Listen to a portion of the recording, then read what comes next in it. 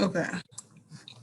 Good afternoon, everyone. Again, thank you for joining us in celebration of the arrival of Diary of an Intercessor. My name is Dominique, and I will be your host. We will begin with a brief introduction, with this brief introduction, then move on to the reading of some poems by the poet, and then we will have a Q&A session.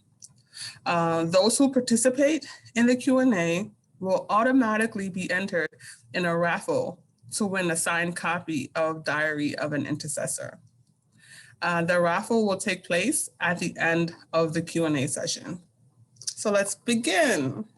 So my best friend, Kay Bell, is a poetess, educator, and lover of books and noise. She began her journey with poetry in the sixth grade when her teacher introduced the class to the Japanese poetry form haiku. Kay then started to explore her talents by reading the works of Nikki Giovanni, Audre Lorde, Maya Angelou, and Amiri Baraka, sparking an earnest interest for Black excellence among the literary world. By the time we met in high school, she was a full-blown poet. I can recall convincing her to allow me to take her binder full of poems written on loose leaf paper home over the summer so that I could type them up and put them all in a neat little file or a thumb drive.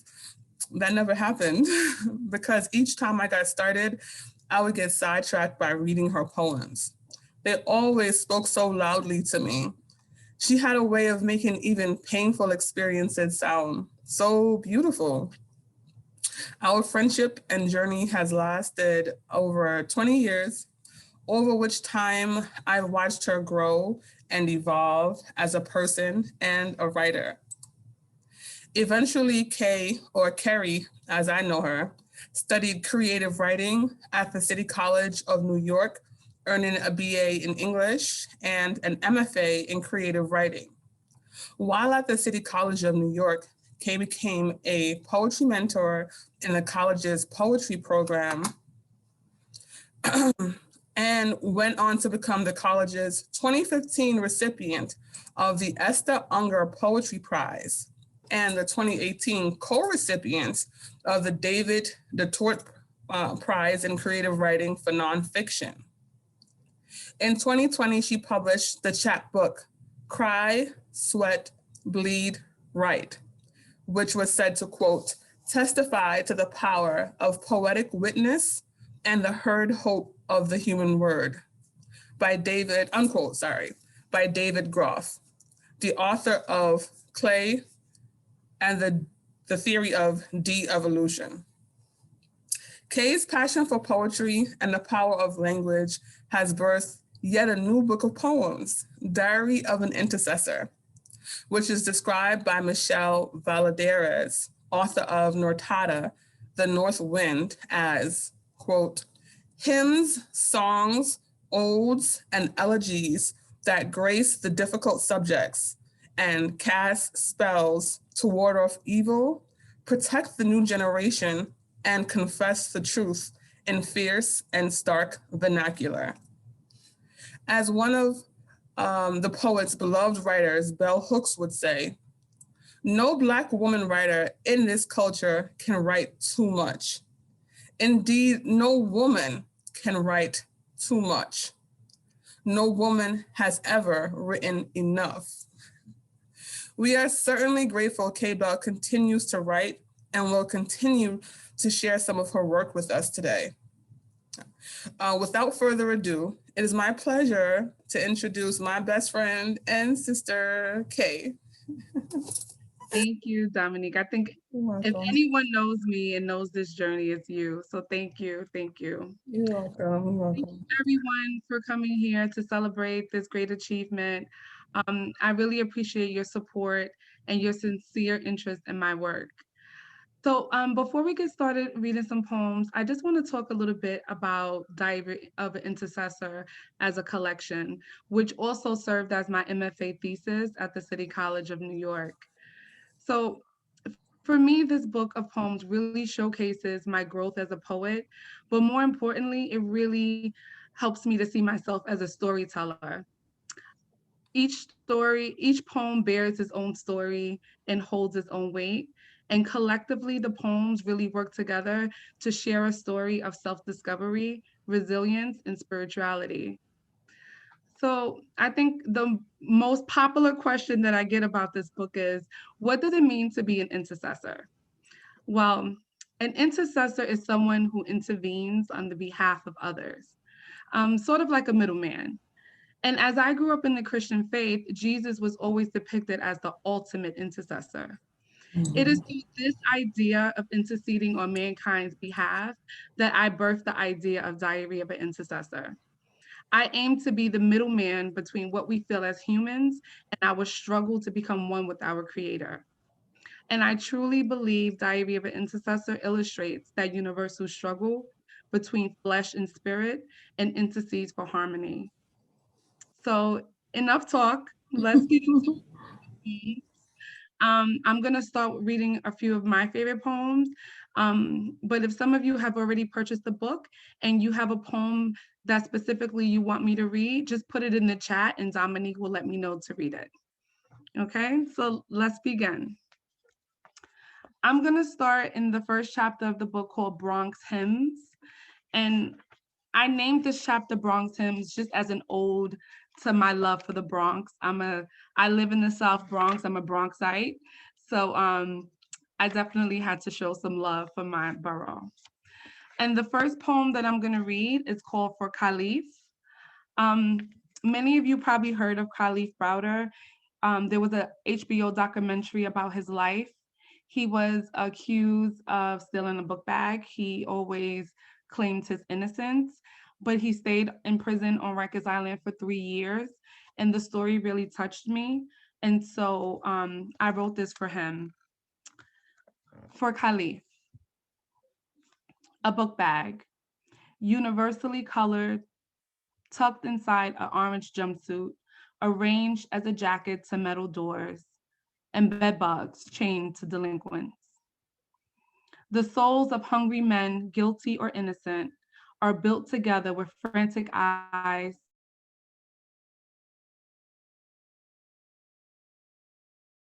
paper thin cots.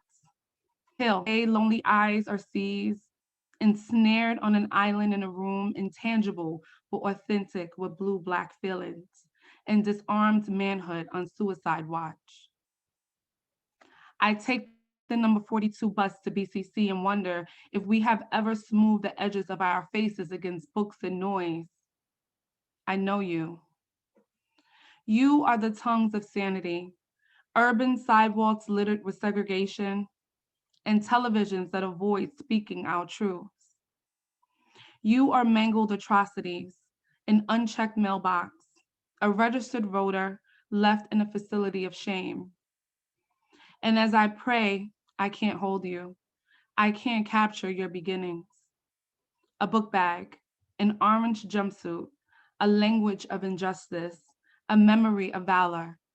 Be still now and sleep.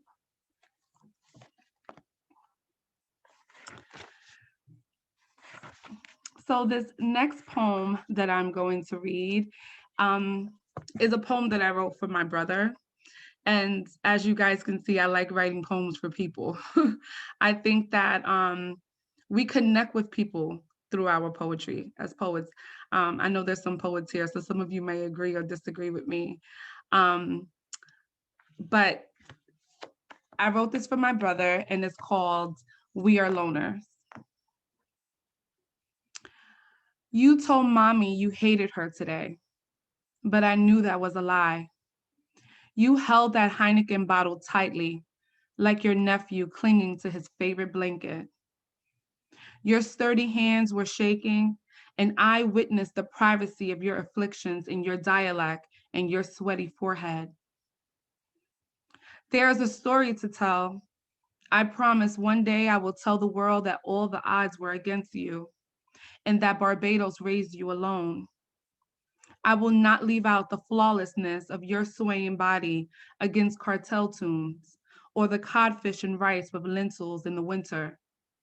The liability isn't all yours. I know the pain rides you, but we are loners, brother. We live in a land where we must honor thy mother and thy father, or we won't live long enough to see our tears trace the city like bridges. There are no morals to your story, only a restricted beginning, forging an appetite for women and children with hostilities. But you are not the prodigal son. You are a father and brother rising before day to iron your clothes and begin your hustle, because the early bird catches the worm, and you are destined to fly above lifeless expectations, speaking the language of the stars. You were never an illusion or fiasco. You have not failed. When you spoke to mommy today, those lies didn't bandage my revelations. You wanted to be held, for real. But instead, you drank your Heineken and sat down. Mommy sobbed in a corner, and I smoked a cigarette at the table as our sister was yelling something about telling you to leave while our children were asleep in the back room. Who will tell your story? There are Bajan dreams dying on the inside of a man. There are remnants of his nightmares staring his nostalgic sorrows. Marijuana stained secrets relating to his insensible one night stands, and there are people walking by doing nothing. We are loners, brother. We rip the flesh off bones of truth. There are hills in our backs and jungles in our souls. We walk on frayed ankles, born as Bajan pariahs and American misfits. We scream quietly. We know no mothers or fathers or the love that comes in between. No one understands us. I sung a Black girl song today, but tomorrow, I vow, I will tell your story. So I think we have some requests, Dominique, from the chat. Yes. So if you, before you were my child. So before you were my child, which is for my youngest son, Makai, who made it his business. He's 6. He made it his business that I put an even number of poems for him and my oldest son in this book. So he'll be very happy to hear we're reading his first. Okay, so before you were my child. Before you were my child, heaven draped you across my womb. Your anatomy was copied from 2 imperfect beings and became a deep crease bent in the middle of a full-size mattress. You were curved like your grandmother's back as you rolled your sentiments into me, inhale by inhale. And I exhaled a field of poems and expressive masterpieces into your laughter, your eyes, the birthmark on your bottom. You were a sky then, coarse coils of curls and Caribbean roots, your movements jerked like Sunday's chicken. My Woody, my Bambino, you were always mine. Before you were my child, you belonged to your father and his father's philosophy of soundless performances. You sat in my womb as an open door. Your movement was your only speech. You were the breeze that snuck in between the strands of my hair and the thin threads of gray on your daddy's chest. A mirage of olive trees I have always wanted to plant. You were the tears rolling down the face of your ancestors and a meadow of cactuses shaped like a guitar. And when you untied yourself from the cord that held us together, you traveled over an overextended passage above a beating heart, smooth and sweet, a cloud wrapped in a velvety blanket, pulling on my breast, commanding daybreak. Okay. Next we're gonna, no one's really adding to the chat, so these are all my favorites. I'm sorry. Okay. Work Sonnet, please. Thank you. Work Sonnet. Okay, yeah, that's actually one of my favorite poems too. That highlights an experience that I had working in a particular office. Okay. And it probably highlights an experience that many of us as Black women or women have in life, period. Works on it. A man enters the office. I am the first person he sees and the first person he walks past to get to the white woman sitting in the hall. The second person he will talk to when the white woman explains he must see me for the answers. As his feet retreats towards my desk, a violence begins to stir. His apology knifes resentment into my chest. He is the type of sorry that thinks it was too bad Trayvon was the unarmed one or George Zimmerman would be dead. The type of sorry that needs evidence from a Black man that he is an American. The type of sorry that think is women who are the N-word of the world. The type of sorry that says, I thought he had a gun. And now I'm handing the man a stack of papers, telling him where to sign.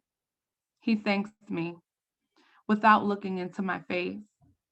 As he leaves the office, he runs into a friend at the door. They chat, share a brief laugh, and then his friend walks towards the white woman sitting down the hall. Mm. Wow. I love that one. So Malcolm is asking for prayer too. Prayer 2? Mm-hmm. Okay. So it's always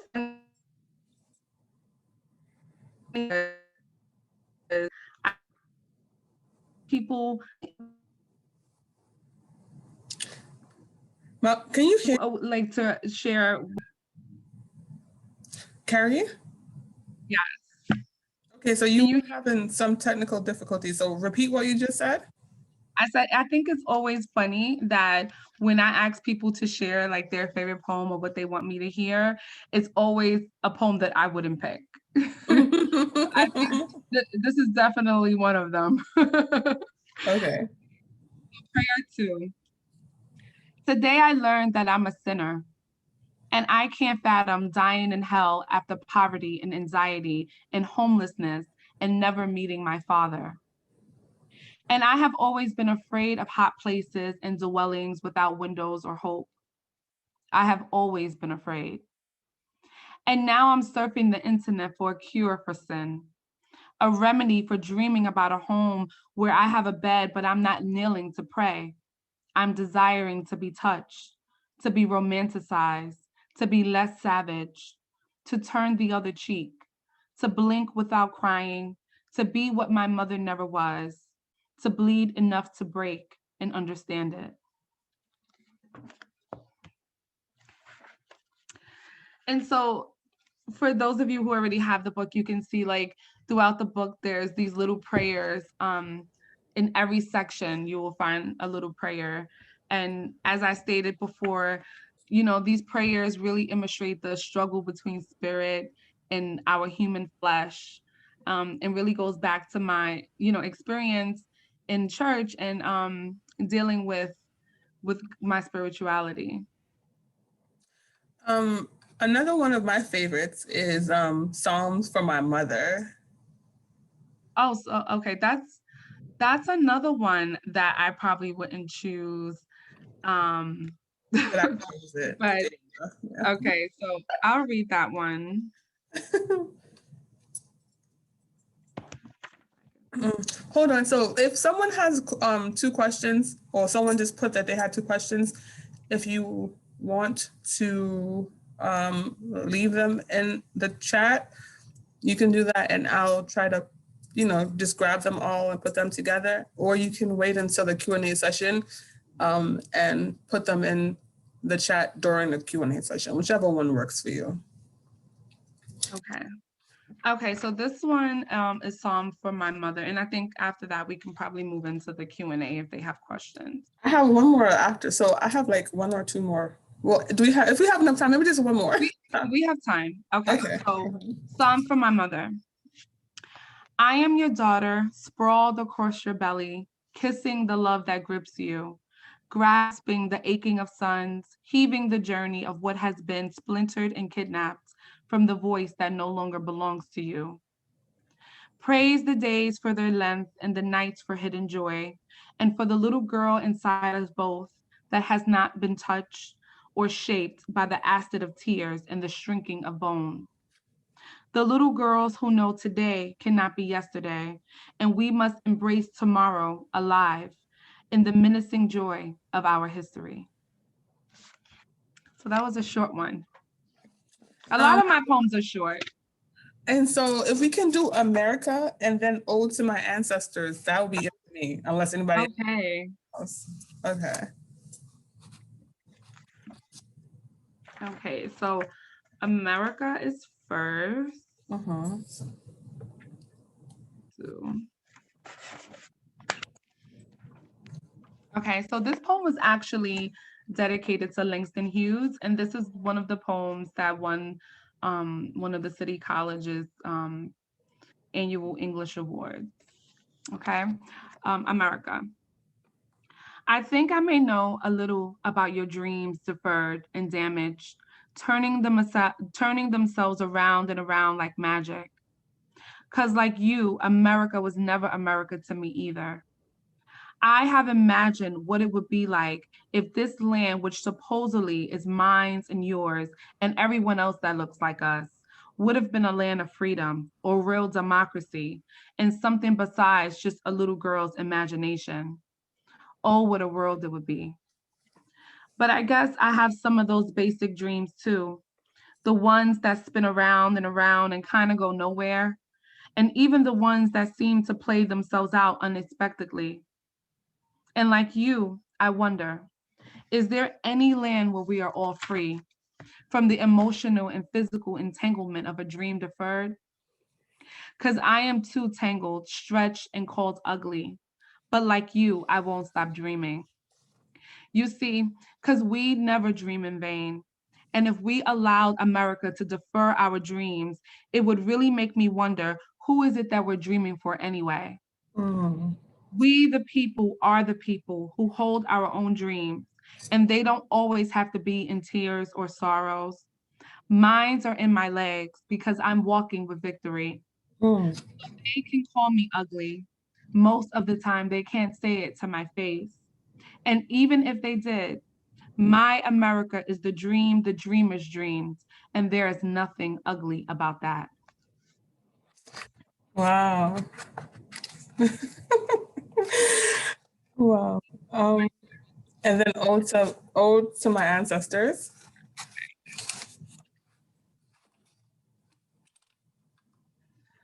Okay. So this poem came from a conversation that I'm always having with my oldest son. I noticed that sometimes the younger generations, they take for granted what the older generations have done to prepare us for the spaces that we're going to inhabit in this generation. And what I mean by that is, actually, just this week, I was talking to my nephew about school, and he was like, I hate school. I don't want to go to school. And I'm like, do you know how many people fought for you to have an education? And so this poem came from that. Talking to my sons and realizing the freedom that they have and how sometimes it's so hard, it's so easy for us to forget that so, people fought for us to have this freedom, and that we need to take every opportunity that comes to us. So, ode to my ancestors. Inside my children, there are oceans, hoisting ships of black bodies, their naked backs against the walls. Each winged shadow of dark drink the storm of saltwater sweat and conjure mercies from age-old hymns.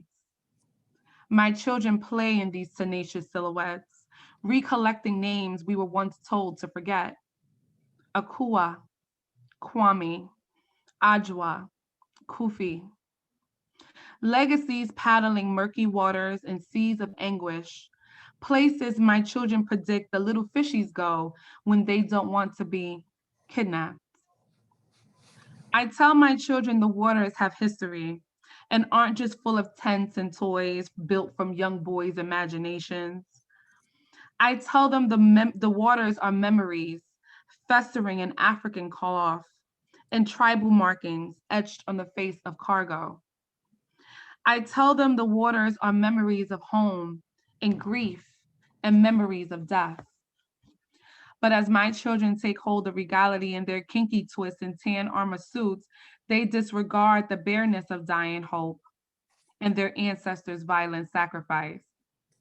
They play with toys and pretend to swim in waters free, growing to become shadows drawn in saltwater sweat, an American dream, etched from whispering waters inside their sweet brown flesh. Hmm. I love it. Okay. So we have some questions already. I have the first set of questions from Eartha. I know my net said she had 2 questions. And so if you can share them now in the chat, I will pull them for you, my net. And so the first question from Eartha is, how long did it take for you to develop this body of work? And what would you describe as your mindset, mood, or personal struggle during that time? Well, the first question, how long it took me to to create the body of work. It was created during my MFA thesis. So I was there from 2016 to 2018. So about 2 years. And what was the second question? I'm sorry. How would you describe your mindset, your mood, your personal struggle? So what were you going through when you were in the MFA program? Like what were the experiences that you had that spoke to you that, inspired these pieces? Well, of course, as we navigate this work life, this school life, we have a lot of personal struggles. So I knew I had to get a thesis done, but I also wanted to be true to my poetry in the sense where my poetry is always about my deepest, innermost feelings and my experiences. So I wanted to come up with a collection of poems that really speak to the human experiences, the things that we go through in our day-to-day life. So I think my mood, I was definitely focused. I was definitely frustrated because my thesis advisor really pushed me to create a body of work that I could be proud of. So yeah, I went through a variety of emotions, but I was definitely focused on really showing the human experience. Okay, awesome. And so we have a question. The question from my net is, where can people get a copy? So I'll share a link in the chat so that everyone can see it, but where are the places where people can get a copy of the book? And does being a member of the Harlem Writers Guild continue to inspire you? Absolutely. So I remember first attending one of the meetings. So my friend Akila, she introduced me to the Harlem Writers Guild, and I remember her telling me about it. And I'm ashamed to say I hadn't heard of it before, which is not even which is common for a lot of, I asked a lot of young Black people, have you ever heard of the Schomburg? And they're like, no. And I'm like, how? I get it. That's another conversation for another day. But I remember going to the first meeting and just listening to everyone read and the way they congregate and support each other. And I'm like, yeah, this is where I need to be. So not only does being connected to the Harlem Writers Guild help me to inspire me to keep writing, but it inspires me to keep writing about my experience as a Black woman, to continue on that legacy of Black excellence. So Right. yeah, And so for people who don't know, who were members of the Harlem Writers Guild, historical? Maya Angelou, Audre Lorde, Pauline Marshall, Dr. John Henry Clark was one of the founding members. Yeah, so some really historical Black amazing masterminds. And it's an honor to be in their company. Yes. Absolutely. I'm listening. I'm honored just to be your friend. You're in the group. So my lad has another question. She wants to know, for the poem, for the poem for your brother, what were your feelings at that time? Like, what inspired you to write that piece for him? And so that's like one of the many poems I've written for my brother. And I think that um I don't know if anyone else has had this experience, but like growing up in a culture, I was born in Barbados, but I was raised here in Harlem, and now I live in the Bronx. But growing up in a Caribbean home, um, we didn't have the freedom to express ourselves. So emotion was kind of like taboo. Like you couldn't talk about your feelings. And so I I guess I'm not really comfortable yet um talking about my like going to my brother and telling him, hey, this is how I feel about this. So sometimes he'll come to me or I'll see something that he's going through and I'm quiet and then I'll go and I'll write a piece. And I think when I wrote that piece for him, I just really wanted him, and I did share it with him. He read it. I never read it to him, but I did share it with him. I really wanted him to understand that I understand his feeling, and I kind of wanted to say that it's okay to be emotional, be vulnerable, and tell us what you really feel. Because I remember watching him and saying, okay, that's not how he really feels. He's just trying to be strong, like like what we Mm, do in the Black community. We try to be, we don't want to show our our feelings. And so I yes. wrote that hoping that it will give him permission to say, okay, like, yeah, this is how I feel. So in addition to your family, like we know that your family inspires you, what are other things that inspire you to write? Trauma. I like writing about trauma, and I like writing about God, Mm, um because I think trauma really has the ability to help if we deal with it the right way. It mhm, has the ability to help us if we deal with trauma the right way. It has the right to help us. It has the ability to help us heal. And so I think sometimes what we do with trauma is that we try to bury it. But I mm, believe for me, what works for me is to the things that have been traumatic for me, I write about them. And I hope that someone else who experiences that same has that same experience is able to heal from it. Because in order to heal, sometimes you have to face what hurt Confrontation, you. yes, Yeah. yes.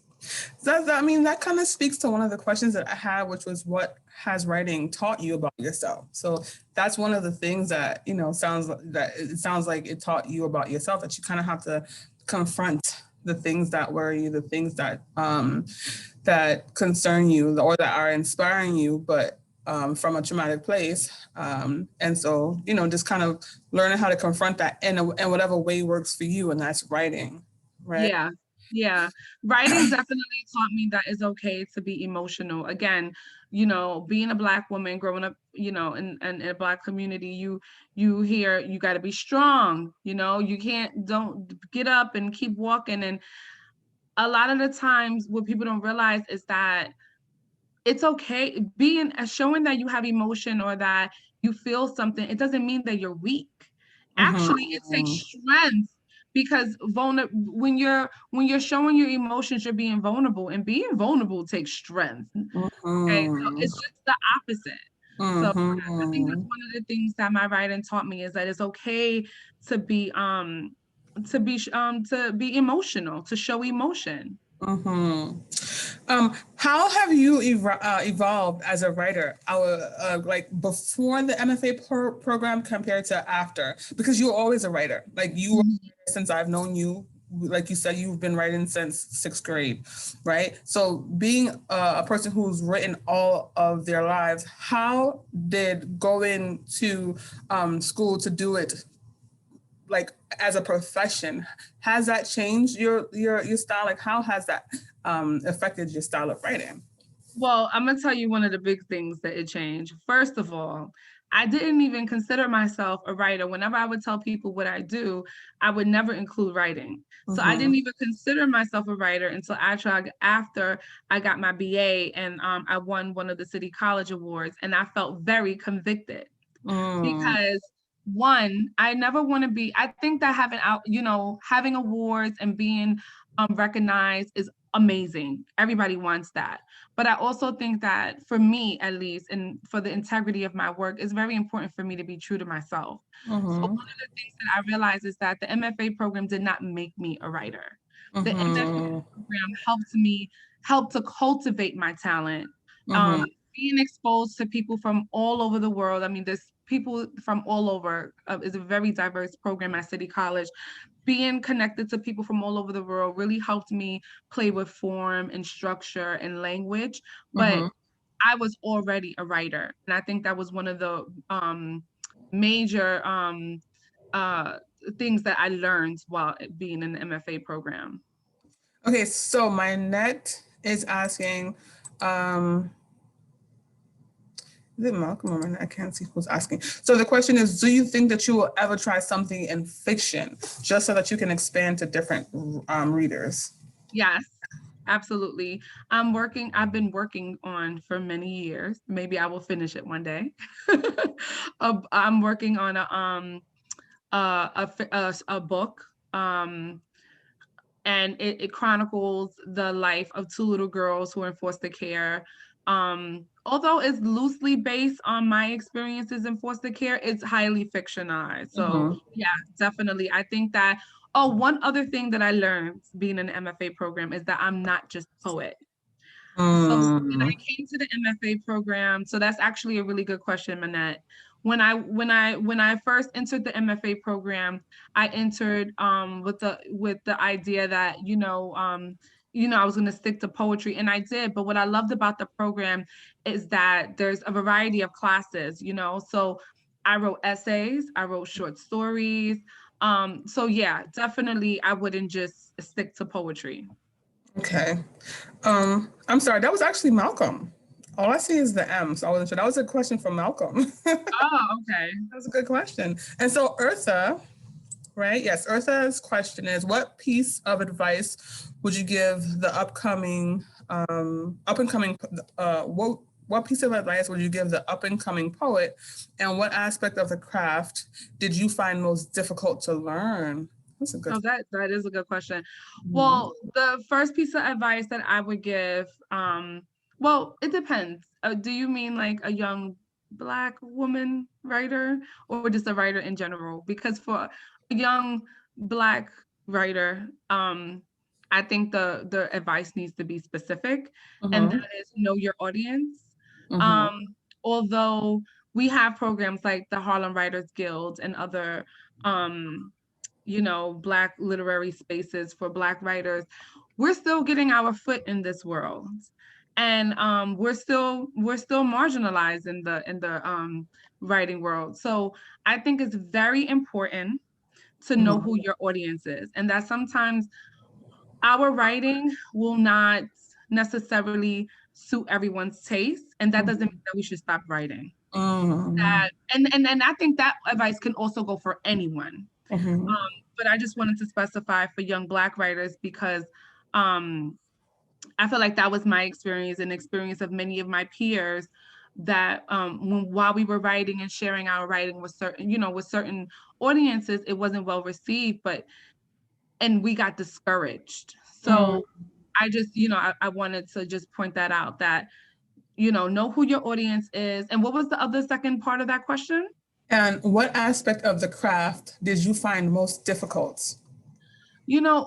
I think, and it's something I still struggle with, what do you call this? Like the way I structure my poems on the page, because I want that when someone reads my work on the page, that they're reading it the way that, I read it in my mind. And I think that the placement of the words is so important in that. And that's something I think I've gotten better with when I was in the MFA program, but it's something I still struggle with.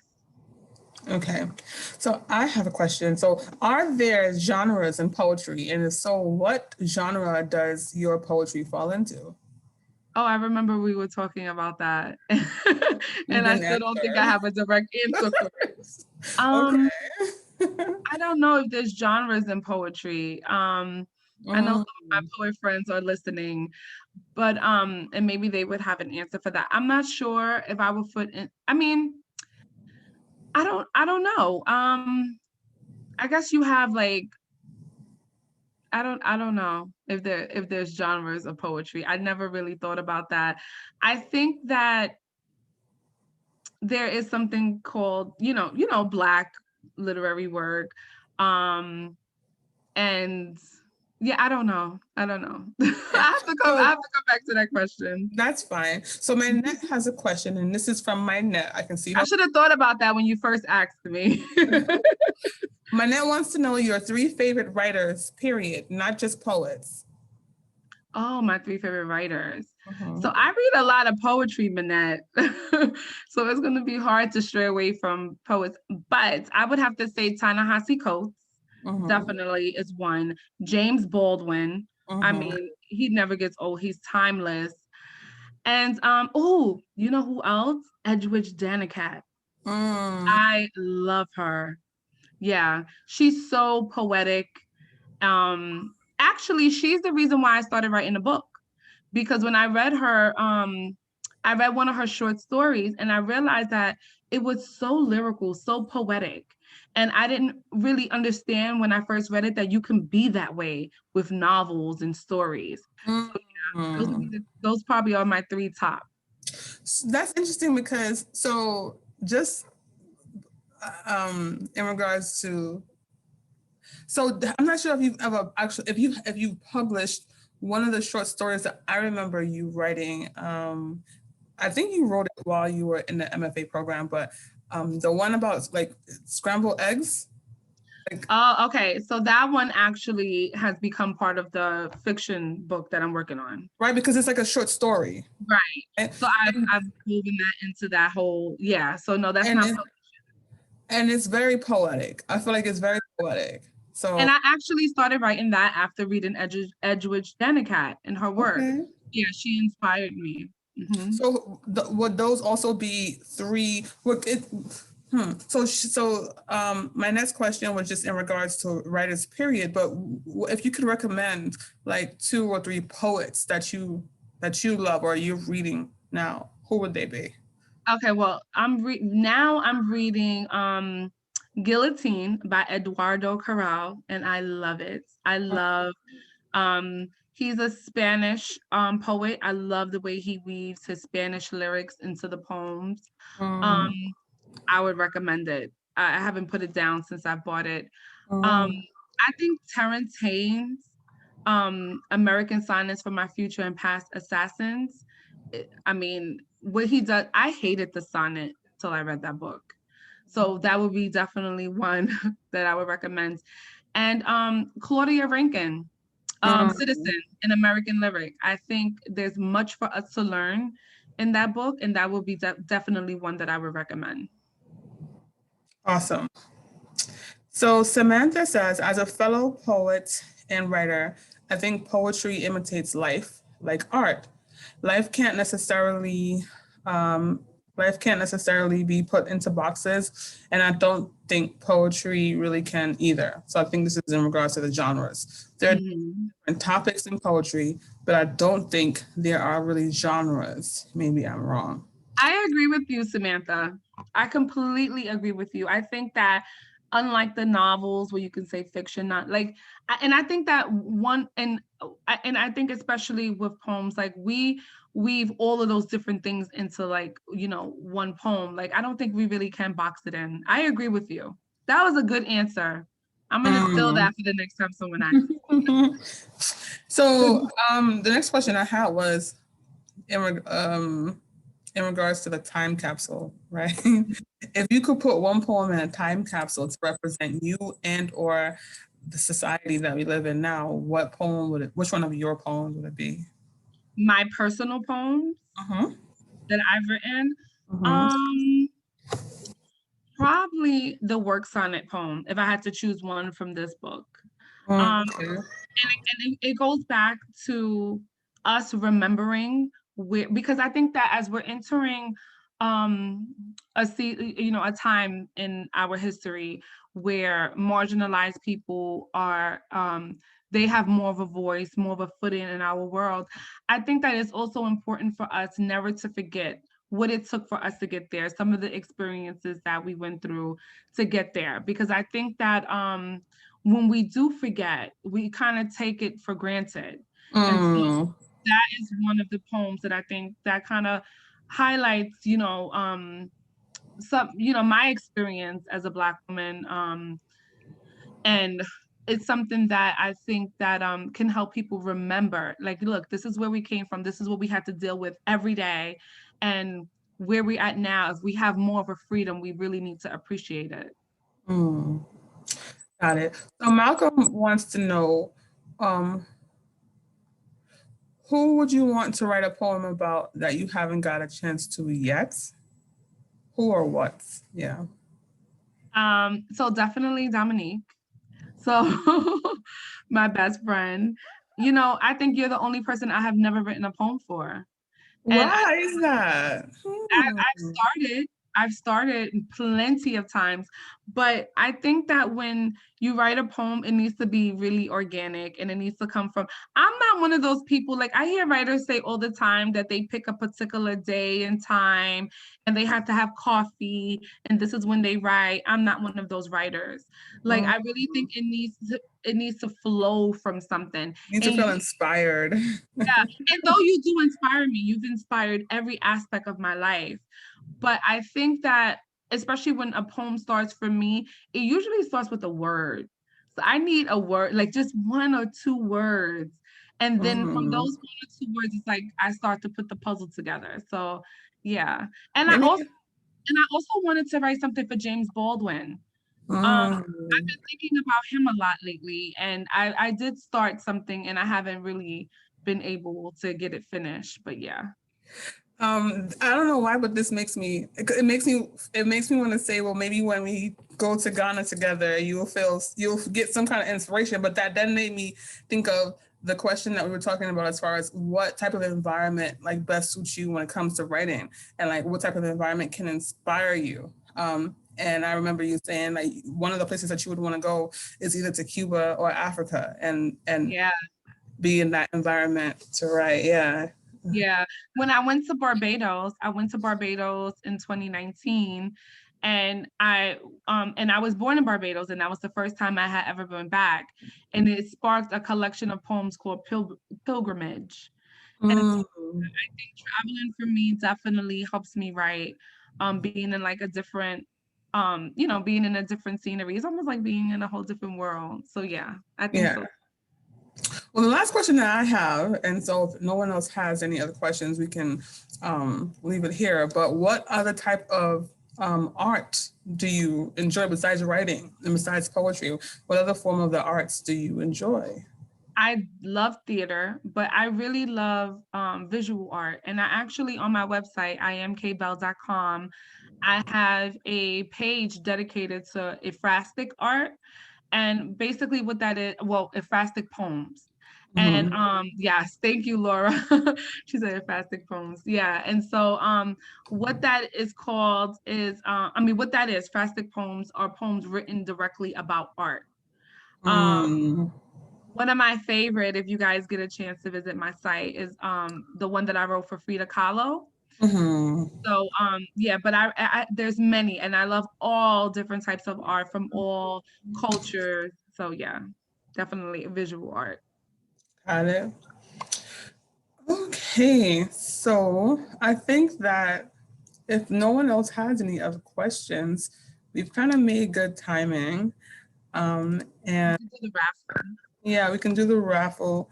So we have questions that were in the chat from, let's see.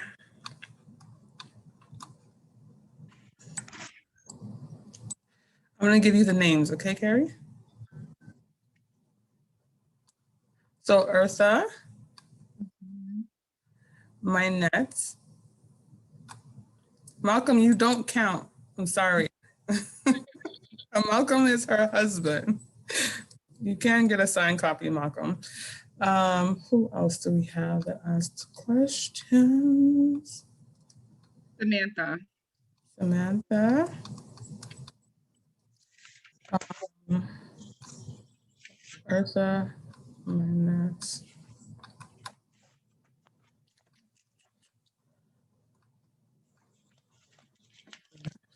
Was that it? Yeah. Okay, so I'm gonna choose. Hold on, let's see if anybody else is. Okay, yeah, that's it. So just Eartha, Samantha, and Minette. Yes, unless I missed anybody, and if I did, speak now or forever hold your peace. Okay, go ahead, Karen. So, Minette. And I put everybody's name in a little thing. Okay. Minette.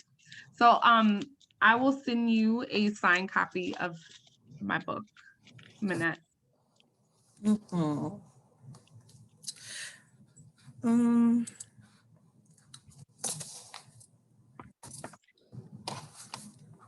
so we've come to the end. I hope everyone enjoyed this as much as I did. I always enjoy your writing, so I think I don't count. Unless anyone else has anything, any feedback, anything. Thank you. Oh, I you're think it was. welcome. Hey, Malcolm, go ahead. Introduce yourself, Mr. Husband. Hello, everyone. I'm Malcolm. Well, Carrie for me, husband. And I just want to let her know that I'm very proud of her. I thank everybody for coming out. I think her poetry from when I met her has very well evolved. I think she's put a lot of new aspects in that people from the outside can either learn from or get their own opinion. How I view poetry now as a man, I view it as something you can't put a lock on. It's something that comes from within. It comes from your heart and soul. And I just want and I appreciate everybody coming out and just giving her all types of feedback and love. I really appreciate that, and I love you, Kay. So keep the good work up, and I'll be here to support you. So nice. And so the website. So yes, Carrie, what's the website? Like where can everyone purchase your book from? I know that they're Amazon, and then from where? From Finishing Line Press. So Diary of an Intercessor can be purchased on Amazon.com, or you can find a link on my website, imkbell.com. I'll also put those things in the chat. And thank you guys for coming, and thank you guys for supporting me. Oh, yay. Okay, and so we're gonna end now. Unfortunately, we're not in a space where we can just mingle afterwards like we did the last time. Hopefully the next book signing or launch, we can have a normal gathering, right? So have a great day. Does anyone else have anything to say? Does anyone want to? Oh, I wanted to say congratulations, Kay. This is a wonderful collection of poetry. Thank you, Eartha. Hi, Erica. I was your teacher, Kay, years ago, your first creative writing teacher. Yay! Let me tell you, your class is what made me change my major from education to creative writing. That's really inspiring. Thank you so much. And you're the one that got me involved in the poetry outreach program. Professor Laskin is the director of the poetry outreach program. Wow, okay. I remember when you were doing that too. I know, and you made a great video this year, Kay, that we're going to use in middle school. So that's exciting. We don't have any mentors going into the schools because they're all, a lot of the schools are online, but we have videos that we're sending to teachers, and Kay did one. So very exciting. Yeah, awesome. It was my pleasure. Yes, I see Bonnie has unmuted, and then my net is asking to say something. So Bonnie, do you want to go ahead? Oh, I just unmuted by accident. Okay. Hi, Bonnie. I miss you. You too. You know how shy I am. So I'll say how much I love you, and I'm so proud for you. Mhm. Thank you, Bonnie. So Minette, yes, you can unmute and you can say something. Cool. Can you hear me? Yes. Okay. Kay is one of the newer members of Harlem Writers Guild, and she's very inspirational to all of us. And I want to congratulate her on this wonderful book. And I want to say that she has brought a lot of things to this 71-year-old organization that we need and we appreciate. And I'm so proud of her and so proud to be connected with her writing. And thanks for inviting us. Thanks for inviting me. And I look forward to more of your writing. I can't wait to see what you do with something that's not poetry. Oh, thank you, Minette. Those were really wonderful words. Thank you. Oh, that's so nice. Hi, Dr. Blanum. I see. Are you gonna unmute? Okay. Hello, everybody. I hail from Lehman College, CUNY in the Bronx. With Costas and BCC, obviously. Kay, I really just wanted to send you all the power of Black women and women, and thank Dominique for inviting me, and let you know your next stop at Lehman College for a reading when we're back to our beautiful campus. Your writing is just so inspirational, so aspirational, and really, really empowering.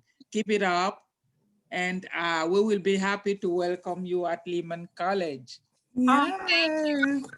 Yes, March. We have the Women's History Month, and the reading is gonna be there, Carrie. Sounds like a plan. Yes. Hi, Kay, can I just congratulate you? Hi, Diane. Yes. Hi, I want to thank you, Kay. This was a wonderful book launch. And on behalf of the Harlem Writers Guild, I am going to repeat what Minette said. You know, you are a wonderful young new member of the Harlem Writers Guild. You bring creativity, ingenuity, you are committed, and you just are an extremely talented writer that needs to be known. And congratulations on your book, and so much more success is coming your way. Oh, thank you, Diane. I love you guys. Oh, I'm ready to cry. Does anyone else have anything? Adrienne, I see you there. What do you have to say, Adrienne? I just wanted to say, I mean, I'm not a, like, I don't know much about poetry, but I mean, you know, it's also like knowing the background to what you write your poems about. It's sort of just like shows the conversations we have, like this poetry is explaining these feelings and these experiences and how you view the world in a more profound way. And I suppose, like, as your friend, it's just really, it's really good to see that you're held in such high esteem by your contemporaries, by your colleagues, by people who actually really do understand poetry. Mm-hmm. Awesome. You Thank understand you. more than you let on.